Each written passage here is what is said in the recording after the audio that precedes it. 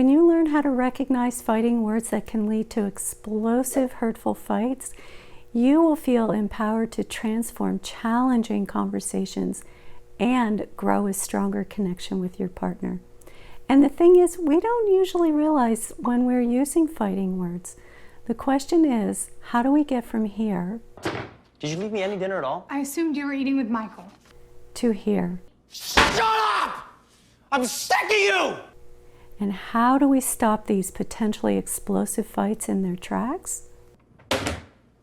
Why do you have to make everything so difficult? These are fighting words. He is initiating a fight, perhaps without even realizing it. So the first tip, don't take the bait. I was counseling a married woman who was very distraught about the explosive arguments that she and her husband would get into with each other. They loved each other very much, but found themselves in hurtful blow-ups. The more that we talked, I realized that they had what I call a thin thread of connection. That just means that they were barely hanging on. And this does not mean that they don't love each other. It's just that both of them work very hard in their jobs, and they have 2 young children, which obviously keeps them very busy. And she was aware that they lacked connection, but what she really wanted was the explosive arguments to stop because they're scary and hurtful. But this is tricky because the explosive arguments were likely due to the lack of connection. So which do you address first? I encouraged her to work on not taking the bait. And I'll share with you why this helps not only to preserve but deepen your connection. But first, this is what taking the bait looks like. Oh, I'm making everything difficult? Seems to me like I'm the one carrying the weight around here. Taking the bait is when you respond to tension, like in the first clip. Did you leave me any dinner at all? Those are fighting words because of tone. And he was agitated. And he was using fighting words in the second clip. Why do you have to make everything so difficult?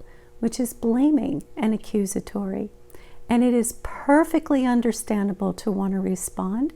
However, chances are high that it will end up in a hurtful, explosive fight. So, how do you not take the bait? And what do you do if you took the bait?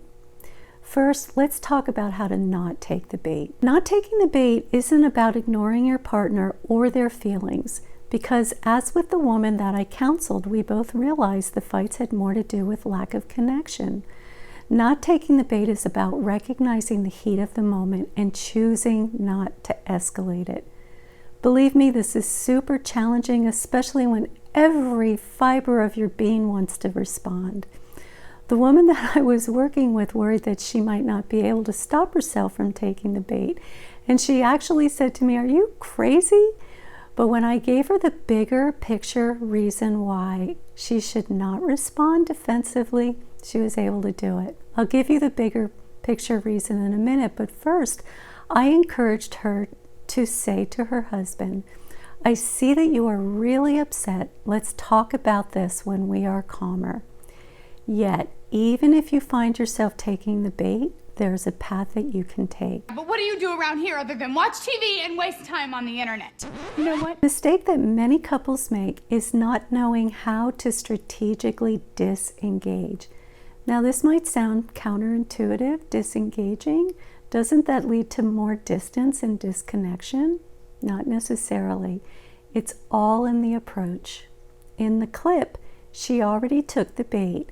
But if you can catch yourself taking the bait, you can stop yourself and say, "This is hurtful and I don't want to be hurt or say anything hurtful to you.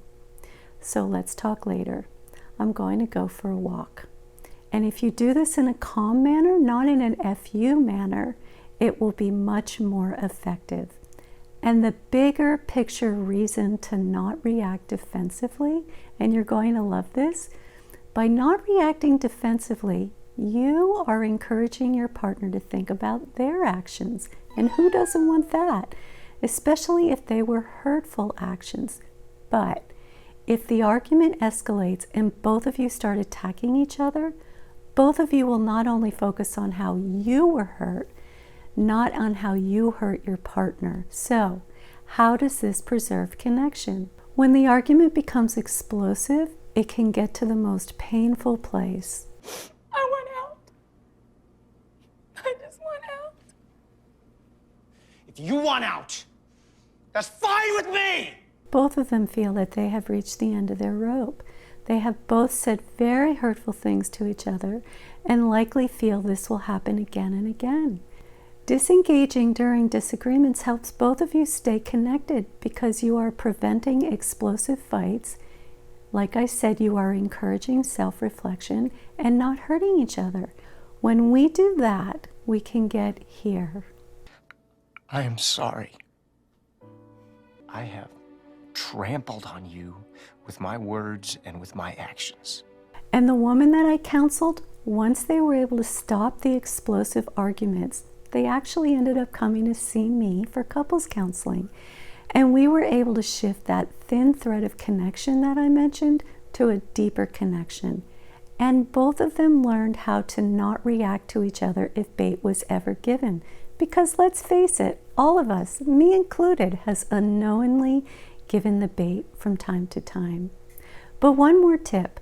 Are you tired of feeling like every attempt to share your feelings with your partner spirals into an argument? This is so much harder than it seems. And I see many missteps that ultimately lead to an argument. So I made an entire video breaking it down so you know exactly how to express yourself to your partner without it ending up in an argument. So click on the video and I'll see you in the next video.